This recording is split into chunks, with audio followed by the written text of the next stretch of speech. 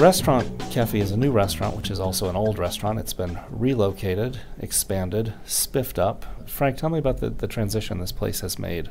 Well, it's moved maybe only half a dozen blocks on the Upper West Side, but it has more than doubled in size. And what's astonishing about it is, although it's more than doubled in size, this place is jammed to the gills every night, but only until about 9 p.m. It's a very Upper West Side place. You notice that like at 7:30 p.m. you can't move. By 9:15 everyone seems to have gone home and gone to sleep.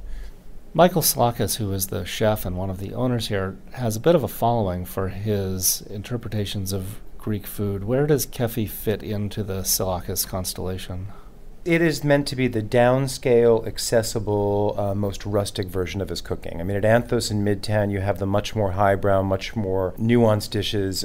Here he is presumably doing very straightforward Greek food for a mass audience at, it should be said, very accessible prices, which is why I think the restaurant is so popular, especially at this moment in time. But looking at this food, it's clear to me that he's doing more than grilling a piece of fish and slapping it on a plate with a wedge of lemon. How would you describe his culinary approach here?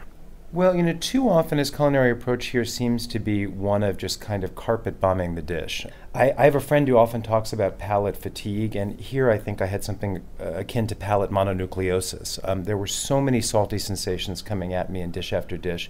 A lot of feta, a lot of olives, capers. I think there's one dish, a warm feta spread, that has just about all those things plus anchovies. It's a saltapalooza. That said, these are boldly flavored, full-flavored dishes. I think it's a little bit monochromatic, but one of the reasons I think a lot of people enjoy Kefi, understandably, is because they get a lot of flavor for the money. Here is one of those pieces of grilled fish I spoke of, and it is anything but naked on the plate. What am I looking at here?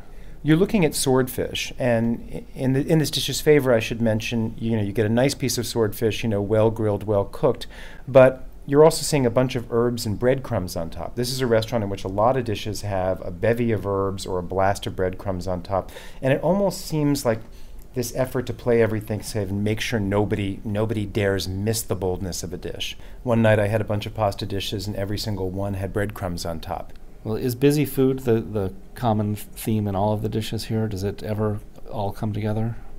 Well, sometimes it stops just shy of being too busy to be extremely pleasurable. There's a pasta dish I loved. There's several pasta dishes I loved. One, a flat pasta with braised rabbit, also a tubular pasta with sausage and feta. And in that dish, he seemed to leave the kind of salty effects of those two and didn't go overboard. And, throughout the menu, there are delights. Even among desserts, which are pretty modest, there's a chocolate mousse that is distinguished by its pairing with a sesame sorbet. And you taste them together, and it's sort of like a muted chocolate and peanut butter combination, but a little bit less emphatically desserty and a little bit more savory in a good way.